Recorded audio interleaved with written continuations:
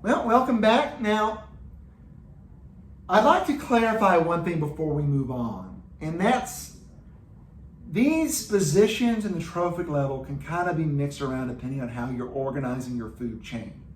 And we're going to talk about that in a moment, but the primary consumer will always be a herbivore. Now, there are some examples where they could be an omnivore if they're also like an insect eater or something, but very rarely is what is considered the primary consumer like something that actually hunts down and kills large prey and eats plants. That's usually not how those food chains are structured.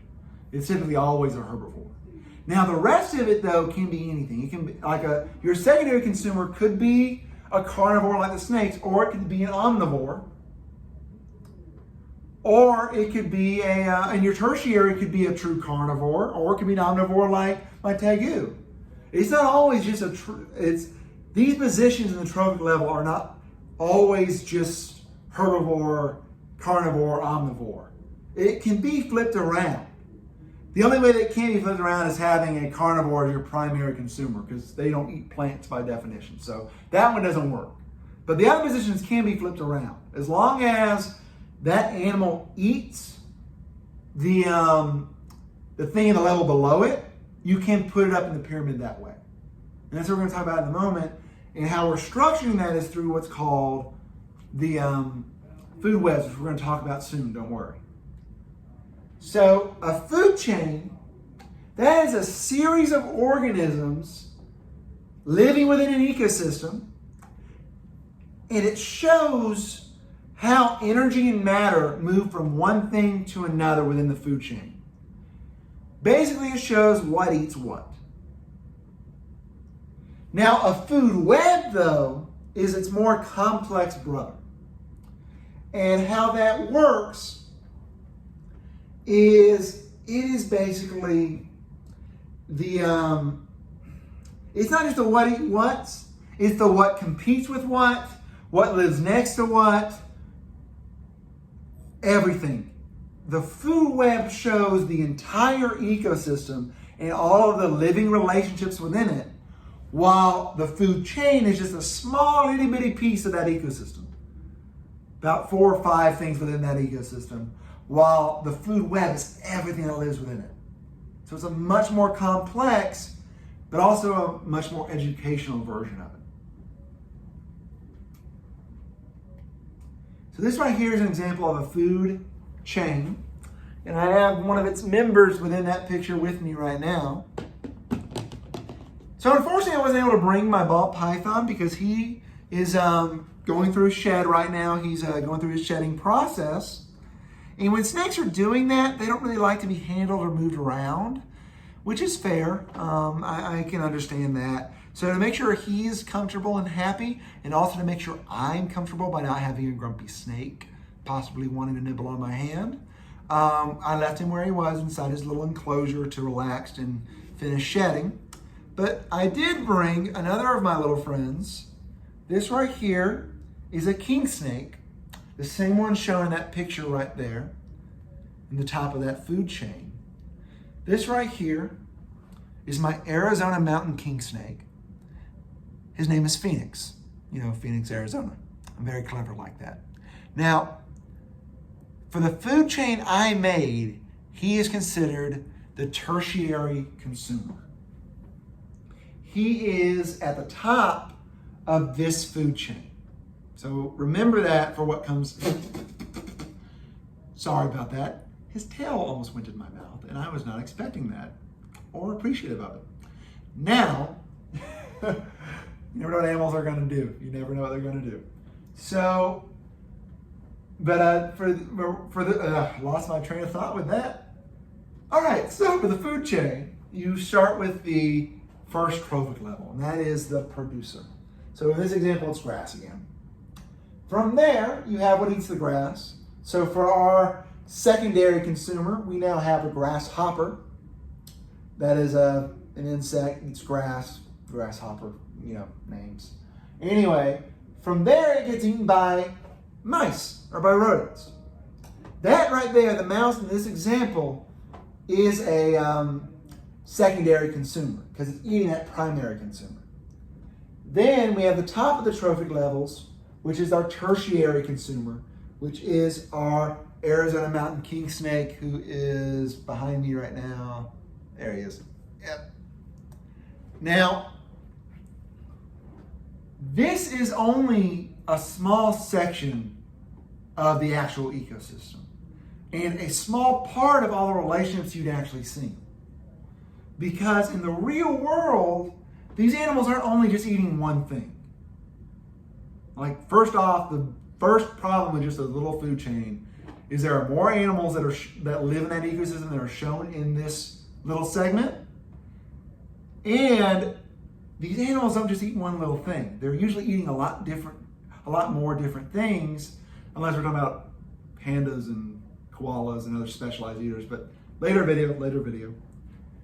Because a real ecosystem is chaotic because there's so much other stuff. And I want to show you that in a second. But first, like I mentioned earlier, these animals aren't just eating one thing. They're eating a lot of different stuff, especially king snakes, which is one of the reasons I love these animals so much. They're actually one of my favorite snake species because they're so cool. They're a non-venomous species that will hunt down, constrict, and consume venomous snakes, like rattlesnakes. Now, I know this one is black and white. It's a different king snake species. This right here is a California king snake, but both king snakes, both do the same thing. But that's what I'm trying to show y'all is that these animals don't just eat one thing usually. They have to eat multiple different things in their diet in order to be healthy and survive. And that's the biggest flaw within a food chain, is it doesn't show everything, which is why we have the food web. And looking at that, if you can look me in the eye and tell me by looking just a quick glance, you can understand every little thing happening in that, then you're lying. Because that ain't true. Because there are so many different interactions going throughout this thing. Now, the food web itself is basically showing in the most rudimentary way or the most simplest way what all the animals in this ecosystem eat, or what is eaten by all the animals in this ecosystem. Because you have, like, for example, we have this fish right here in this corner. It gets eaten by the osprey, which is a large bird of prey. It gets eaten by, actually, that was a poor example. Because at the moment, this is the only, that just shows it being eaten by that. Never mind. Oh, actually, no. Wait, never, we're going to backtrack.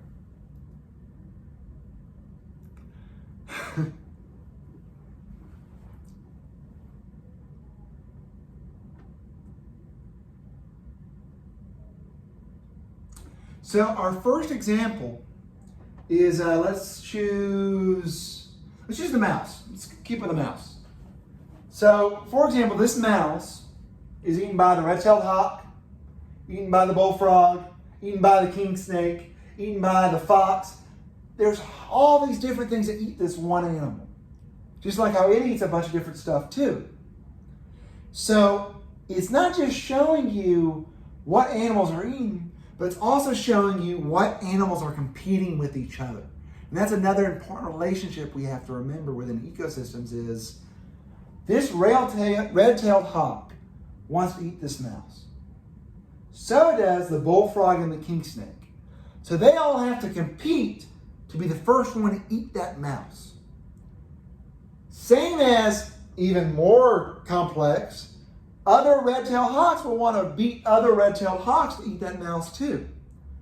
So these food webs, while complex, do a great job of showing what species are competing with each other and what species are eating each other. But they do fail to show an even more important aspect of the ecosystem, which is competition within an ecosystem, within its own species, not just within other or between different species, but also between different individuals within your own species as well. And that's why this ecosystem is so chaotic to look at, is that there's so many different things interacting with each other that it's impossible to really understand it by just looking at the big picture. You can't just look at this big picture and immediately see everything. You have to take it into small parts, which is why those food chains are so important, is because they allow you to dissect or separate the individual components or relationships with the trophic levels within the ecosystem in order to understand the big picture by putting all those parts together to make a whole thing, the whole relationships, all the different interactions within that ecosystem. And that's why they're so important, both the food chain and the food web. So, summary short, food chain, parts of the whole, food web, the whole is the big picture. Now, what fuels a healthy ecosystem, like why is this even able to occur and function, is a couple of different things. The most important being, arguably the most important, I'd say it's the most important, the sun. Without the sun, none of this is working. You're not getting any of this. Because plants, which form that bedrock or the bottom layer, the thing that supports the rest of that trophic pyramid, is the plants, which need photosynthesis in order to produce food. So they need that sunlight. And without that, you're not going to have an ecosystem. It is the source of energy throughout the entire ecosystem. Because earlier, I know I mentioned it earlier, now the trophic levels, the movement through that shows how matter is transferred throughout the ecosystem, throughout each trophic level, but also shows how energy moves through it too. So this right here is that same pyramid I showed you earlier. Shows the same thing. The different trophic levels from producers to tertiary consumers. But to better understand how energy moves through the ecosystem, because we know how matter does, matter, producers, primary consumers, secondary consumers, tertiary consumers, that's usually how that moves. That's usually how stuff moves because it gets eaten. That's how it moves through the levels. But how energy moves, it's actually best to flip this pyramid over to better understand it. So energy, remember the sun I said was the source. It is the largest source of energy that our planet will ever see. So it's the source. It then gives a lot of energy to the planet, which is absorbed by the producers of the plants, which is why they have the largest section of energy. They then get eaten by the herbivores, who get most of that energy the plants had, but they don't get all of it. Nothing eats something else and gets 100% of that energy. Some of that energy is always lost. Either, typically it's shown as being lost through heat or other things like that. We don't need to look too deep into that now, but just know that when something eats something else, it doesn't gain 100% of that energy. And we're going to talk more about that later. So then from the primary consumers, you then get the secondary consumers, which get most of the energy from the primary, but not all of it. And then the tertiary then get a lot of energy from the secondary, but still not all of it. So you end up with an upside down pyramid where the producers have the most energy, followed by the primary and the secondary, then the tertiary consumers with the least amount of energy. And if you're confused, we're going to talk more about this in a moment, but that's just kind of how that energy moves throughout the ecosystem and how it's stockpiled, where you can find the most of it within each trophic level.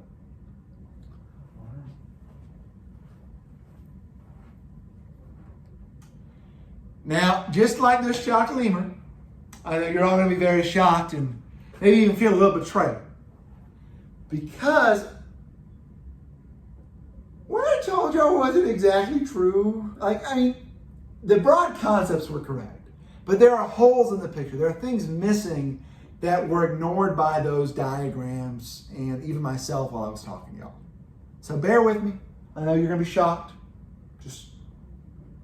Just like with a lemur, just keep your eyes locked on the screen and we'll go over and I'll explain everything. So, this is a more complete version of that trophic pyramid. It better shows how these things are moving. Because just like with the original pyramid, you have the sun being the source with solar energy. That then goes to producers, who gets eaten, and that energy then goes to the primary consumers, the herbivores, or caterpillar in this example, which that energy then moves on to a secondary consumer, which is a bird of some sort, and then that then goes on to the tertiary consumer, which is a falcon in this case. Now, every time something gets eaten or energy moves on, you lose some heat. Typically, it's heat energy that moves off. So that's why you never get that full 100% energy gain when you eat something else. But there's another thing that happens. This guy right here. Because I've been ignoring an integral part of an ecosystem, and that is its decomposers. Decomposers are the garbage men of the ecosystem. They clean up all that dead, useless, rotting material and matter and recycle it into energy.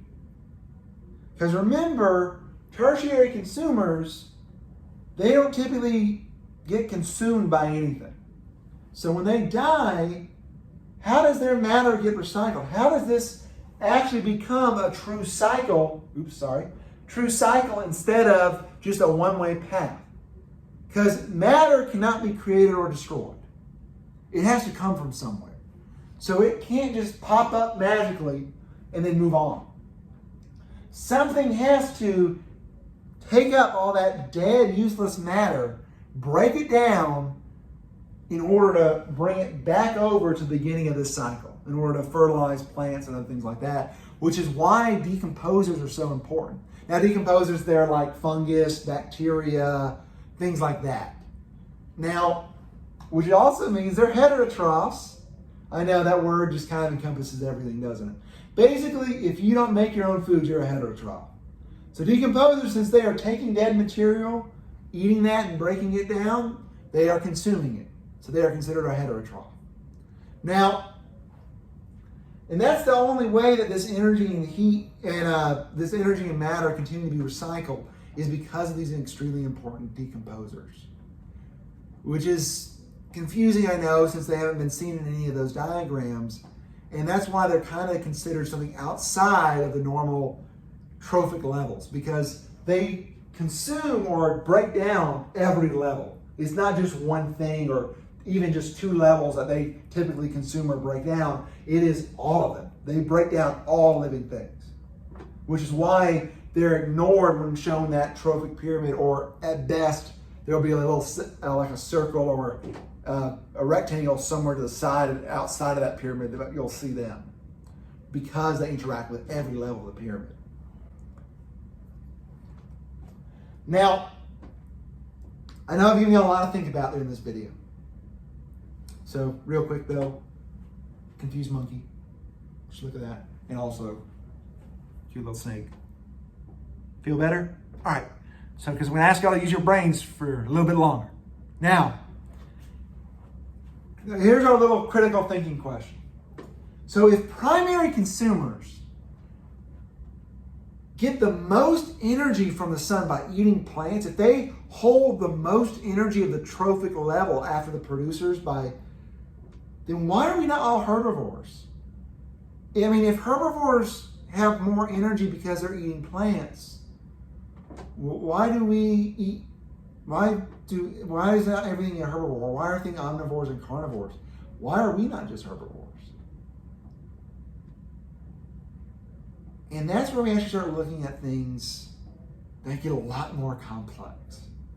Now, guys, you're not going to need to know how to do this. I just thought it'd be a cool thing to think about and learn about. So going back to our last unit, this, of course, still being to my students. If you're not a student, thank you for watching the video and enjoying it. But the consumers, they changed because of evolution. Now, you had a herbivore. Now, to be a herbivore, you have to have a very specialized digestive system, which is kind of hard to make. It's kind of hard to even maintain and keep it. It actually takes a lot of energy to do that. While digesting meat and other things, really easy. You don't need a specialized digestive system to do that. Which is why some animals evolved to consume others because it's actually a lot easier to digest them and actually takes up a lot less energy to do it. So that's the why there are meat eaters, why there are omnivores on the evolutionary explanation.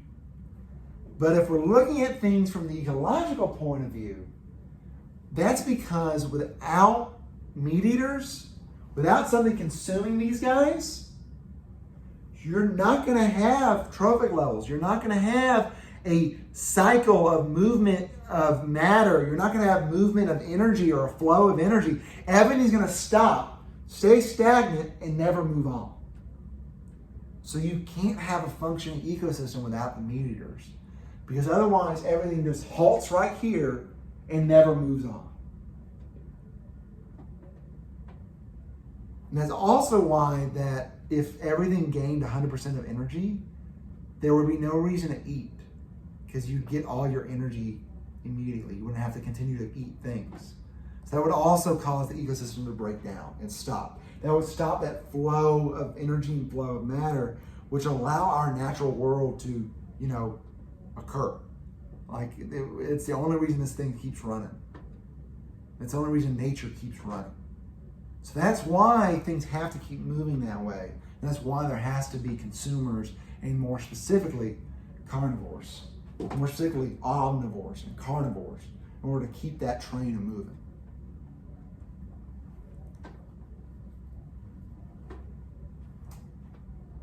So, that's all I got for y'all today. Thank you so much for joining me. I'm going to be doing more of these videos.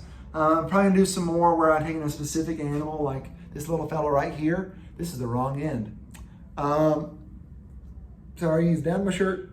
Like this little fella right here, and giving y'all a little more in-depth talk about his adaptations and biome that he calls home and other cool stuff like that.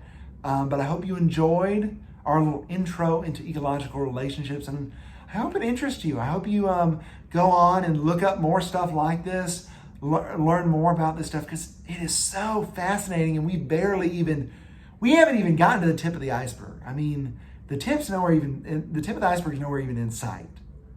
Like, there's so much more to look at and learn. And I hope y'all will take that journey, even if it's not with me, just on your own.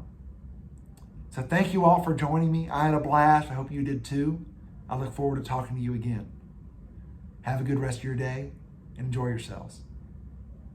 And always remember, the natural world's amazing. You just got to open your eyes and look at it and be willing to take it in.